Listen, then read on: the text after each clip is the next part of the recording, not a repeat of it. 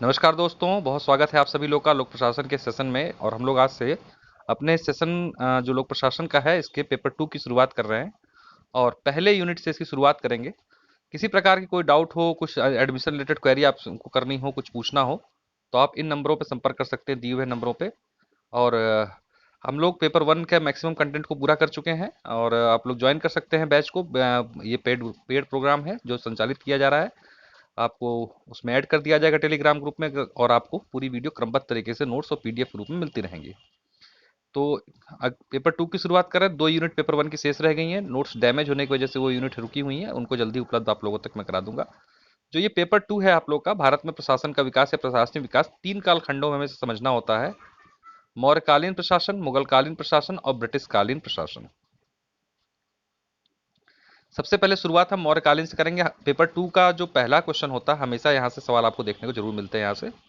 ठीक है, हर बार आपको एक क्वेश्चन जो है 15 नंबर में, और या हो सकता है कभी कभी तीनों खंड जो है 15 15 10 यानी कुल 40 नंबर में भी यहाँ सवाल आपको देखने को मिल जाते हैं। तो शुरुआत करेंगे भारतीय प्रशासन के विकास को। पहले उसका थोड़ा बैकग्राउंडर समझेंगे, फिर आएंगे अपने क्रम में।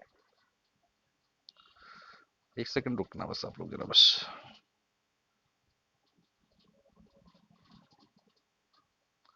चलिए,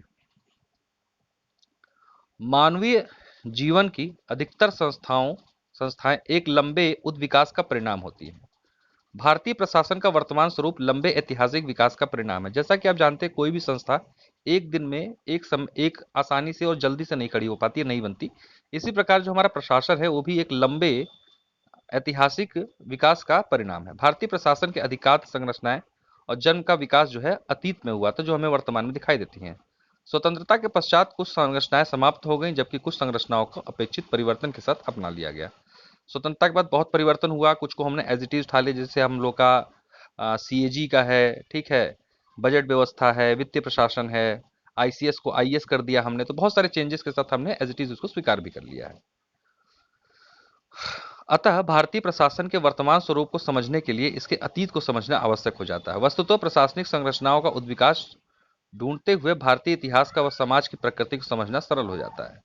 भारतीय प्रशासन से जुड़े मौर्य प्रशासन में नहीं थे। हमारी जो शुरुआत होती है हमारे भारतीय प्रशासन की, उसकी शुरुआत कहां से हमें देखने को मिलती है? मौर्य प्रशासन से, जिसका मुगल काल में अधिक विकास हुआ। लेकिन भारतीय प्रशासन को अपना वर्तमान स्वरूप जो है कमोबेश ब्रिटिश काल में ही प्राप्त हुआ। जो वर्तमान हमारा प्रशासन है वो वो मैक्सिमम जो है, जो ब्रिटिश कालीन प्रशासन है उसी का एक प्रारूप है।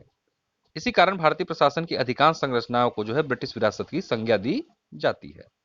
सबसे पहले एक एक करके देखेंगे। सबसे पहले हम लोग इसमें देखना प्रयास करेंगे मौर्य प्रशासन को, ठीक है, कि इसमें क्या क्या था और वर्तमान प्रशासन से कैसे प्रासंगिक है। देखिए, सवाल आता है इसमें, मौर्यकालीन प्रशासन की विशेषताओं को बताते हुए वर्तमान में इसकी प्रासंगिकता पर प्रकाश डालें, चित्रित करें। इस तरीके से सवाल इस पर आते हैं, ठीक है। वर्तमान के प्रशासन के साथ उसमें समानता पूछ लेता है, अंतर पूछ लेता है, इस तरीके से घुमा घुमा के सवाल आता है। तो सबसे पहले शुरुआत करेंगे हम लोग मौर्य प्रशासन की। देखिए, मौर्य प्रशासन की जब बात होती है तो कौटिल्य का नाम आना आवश्यक है। और क्योंकि उनकी अर्थशास्त्र जो थी कौटिल्य की, वही जो है मूल आधार थी मौर्यकालीन प्रशासन की। तो कौटिल्य के अर्थशास्त्र से मौर्यकालीन शासन व्यवस्था, राजा की स्थिति, शक्तियों और सीमाओं, मंत्री परिषद, प्रशासन तंत्र, राजस्व व्यवस्था व अन्य तत्वों की जो है हमें जानकारी मिलती है। अर्थशास्त्र में मौर्य प्रशासन की निम्नलिखित विशेषताएं हमें देखने को मिलती हैं। सबसे पहले राजा। राजा मौर्य साम्राज्य का केंद्र बिंदु था, जो कि एक विद्वान, सुसंस्कृत और विजेता प्रकृति का व्यक्ति होता था, तथा मंत्री परिषद की सलाह व स्वविवेक से जो है वो शासन चलाता था अपना। तो देखिए, कुछ कुछ संरचनाएं मिलेंगी लेकिन थोड़ा थोड़ा उसमें अंतर भी मिलेगा। तो उस टाइम का राजा वर्तमान का प्रधानमंत्री या राष्ट्रपति की तरह। मंत्री परिषद भी हुआ करती थी। मंत्री परिषद प्रशासनिक रणनीतियों को बनाने व शासन के संचालन में राजा की सहायता करती थी, लेकिन राजा के लिए सलाह बाध्यकारी नहीं होती थी। वर्तमान में क्या है? वर्तमान में ये अगर राष्ट्रपति के संदर्भ में देखें तो मंत्री परिषद की सलाह बाध्यकारी होती है, और प्रधानमंत्री के संदर्भ में अगर देखेंगे तब भी देखेंगे कि बाध्यकारी तो नहीं है वहां पर, लेकिन आमूमन सभी फैसले एकजुटता से ही लिए जाते हैं। सचिवालय और लोक सेवक। मौर्यकालीन प्रशासन में विभागीय व्यवस्था विद्यमान थी तथा केंद्रीय शासन में 18 मंत्रालयों या विभागों का उल्लेख जो है हमें मिलता है। तो जो वर्तमान में हमारे यहाँ विभागीय सिस्टम, पोर्टफोलियो सिस्टम या सचिवालय सिस्टम है, वो आपको उस समय भी देखने को मिल रहा था मौर्यकालीन प्रशासन में। और वहां पर जो है 18 मंत्रालयों और विभागों का उल्लेख मिलता है जिन्हें तीर्थ कहा जाता था। वर्तमान में जिसे मंत्रालय बोलते हैं, मौर्यकालीन समय में उसे तीर्थ कहा जाता था। एक सुव्यवस्थित सचिवालय विद्यमान था तथा अधिकतर अधिकारी सचिवों के रूप में वहां पर कार्य करते थे। उच्च स्तरीय प्रशासक के वर्गों को आमत्य जो है कहा जाता था। ठीक। इसी क्रम में अगला है राज्य प्रशासन। जैसे हमारे यहाँ पे केंद्र प्रशासन के साथ साथ क्या है, राज्य प्रशासन भी है, राज्यों का प्रशासन। तो वहां मौर्यकालीन में भी इसकी कुछ व्यवस्था हमें देखने को मिलती है। मौर्यकालीन भारत कई प्रांतों में विभाजित था। इसमें शासक के दायित्व गवर्नर या प्रांतपति द्वारा संपादित किया जाता था। कानून व्यवस्था, राजस्व एकत्रण, न्याय जैसे सभी दायित्वों को अधीनस्थ अधिकारियों के सहयोग से पूरा करता था। जो कौन, गवर्नर। प्रांतों पर केंद्रीय नियंत्रण होता था। जैसे वर्तमान में तो आप देखेंगे कि स्पष्ट शक्तियों का विभाजन, लेकिन फिर भी क्या है, राज्यों को यह अनुमति नहीं है कि वो केंद्र से अलग हो सके। उसी प्रकार से नियंत्रण यहाँ पर भी आपको देखने को मिल रहा है। उल्लेखनीय है कि भारतीय लोकतंत्र में भी आज भी राज्यों को राज्यपालों की नियुक्ति करके संघ द्वारा जो है निर्देशित किया जाता है। जैसा कि आपने जानते ही हैं कि राज्यपाल की नियुक्ति होती है और वो सेंट्रल के एजेंट के रूप में कार्य कर रहा होता है। यही सेम लगभग लगभग व्यवस्था मौर्यकालीन प्रशासन में हमें देखने को मिलती है। स्थानीय प्रशासन। मौर्यकालीन शासन में स्थानीय शासन की संस्थाओं की विद्यमानता का उल्लेख मिलता है। विशेषकर मेगास्थनीज की इंडिका में सुव्यवस्थित नगरीय प्रशासन की जानकारी हमें मिलती है। संभवतः जनगणना जैसी आधुनिक गतिविधियों का संचालन करने वाला मौर्य प्रशासन विश्व का पहला साम्राज्य था। तो ध्यान दीजिए, स्थानीय स्वशासन या स्थानीय प्रशासन की व्यवस्था जो हमने 1993 में अपनाई, वैसे कुछ कुछ संस्था जो है हमें मौर्यकालीन प्रशासन में देखने को मिलती है। और जनगणना जो कि आज एक आधुनिक पद्धति है, उसका इस्तेमाल मौर्यकालीन समाज में किया जा चुका था। ग्रामीण स्तर पर स्थानीय संस्थाओं की विद्यमानता मिलती है। कई प्राधिकारियों का उल्लेख यहाँ मिलता है, जैसे ग्रामिक, गोप, स्थानिक आदि। आधुनिक पंचायत राज संस्थाएं मौर्यकालीन स्वशासन प्रणाली के संबंधित संवर्धित रूप है। तो वहां पर ग्रामीण, गोप, स्थानिक नाम से अधिकारी थे, या आप कह सकते हैं जैसे हमारे यहाँ पर प्रधान, पंच, इस तरीके की चीजें होती हैं। ऐसी ही कुछ कुछ संरचना हमें मौर्यकालीन समाज में देखने को मिलती है। बात अगर न्याय प्रशासन की करें तो मौर्यकालीन प्रशासन में दो प्रकार की न्यायपालिका विद्यमान थी। एक धर्मस्थ न्यायालय थी और दूसरी कंटक शोधन। धर्मस्थ न्यायालय वर्तमान के दीवानी जैसे न्यायालय होते हैं, और कंटक शोधन फौजदारी के रूप में देखी जाती थी। ठीक है, ये वर्तमान दीवानी और फौजदारी न्यायालय के समान थे। ये सेम व्यवस्था न्याय प्रणाली भी हम देखेंगे। अगर न्याय प्रशासन की बात करें तो वर्तमान में और वहां के स्वरूप में लगभग लगभग समानता थी। बात अगर राजस्व व्यवस्था करते हैं तो मौर्य समाज में एक सुव्यवस्थित कर व्यवस्था थी।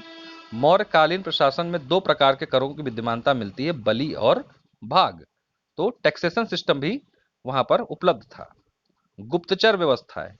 मौर्यकालीन समाज में गुप्तचर व्यवस्था सुव्यवस्थित थी। दो प्रकार के गुप्तचर पाए जाते थे, संस्था और संचार। सारांशतः मौर्य प्रशासन का विश्लेषण करने से यह स्पष्ट होता है कि इसमें आधुनिक राष्ट्र राज्य के सभी तत्व विद्यमान थे जो आज की शासन व्यवस्था में विद्यमान हमें देखते हैं। ठीक है, तो इन चीजों से हमने क्या देखा कि वो सभी महत्वपूर्ण तत्व जो कि वर्तमान शासन प्रशासन के लिए आवश्यक तत्व है, वो हमें मौर्यकालीन समाज में भी दिखाई देते हैं। हाँ, ये अलग है कि उनका नाम और प्रकृति थोड़ा बहुत अंतर थी, लेकिन कहीं ना कहीं ये व्यवस्थाएं उस समय भी थी। अब हमें जो सवाल आता है इसमें आपसे आता है कि वर्तमान जो प्रशासन है उसके किन लक्षणों को आप मौर्यकालीन समाज या मौर्यकालीन प्रशासन में देखते हैं या आपको देखने को मिलता है। तो आपको यही सारे पॉइंट जो है वहां पर उपलब्ध कराना कि देखिए ये जो व्यवस्थाएं हैं हमें देखने को मिलती हैं। समानता अगर आपसे पूछे या कहे कि वर्तमान प्रशासन के कौन से तत्व जो है मुगल कालीन प्रशासन में आपको देखने को, मौर्यकालीन प्रशासन में देखने को मिलते थे। इसी प्रकार का एकदम फ्लैट क्वेश्चन आता है पर्टिकुलर इसमें 15 नंबर पे हमेशा। तो ठीक है, इसको यही पर रोकते हैं। एक एक करके सारी चीजों को डिस्कस करेंगे। अगला टॉपिक होगा हम लोग का मुगल प्रशासन, इसके बारे में देखेंगे।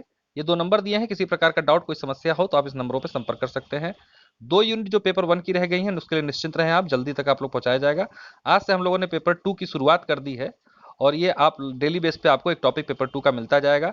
और संभावना है कि अगस्त में कुछ नहीं तो 15 सितंबर तक आपका मैं पूरा खत्म करा दूंगा। फिर उसके बाद इसको रोक देंगे कुछ दिनों के लिए सेशन को, और फिर हम लोग अपनी तैयारी प्रीलिम्स की करने लगेंगे सभी लोग। और प्रीलिम्स के बाद फिर इसको एनरिचमेंट के रूप में लेकर आएंगे, जिसमें मैंने बात की थी आप लोगों को कि एनरिच कराएंगे। और इसके साथ साथ आपको पता है, आपको जो लोग बच्चे इसमें इंक्लूड है इस प्रोग्राम में, उनको आंसर राइटिंग प्रोग्राम मिल ही रहा है साथ में।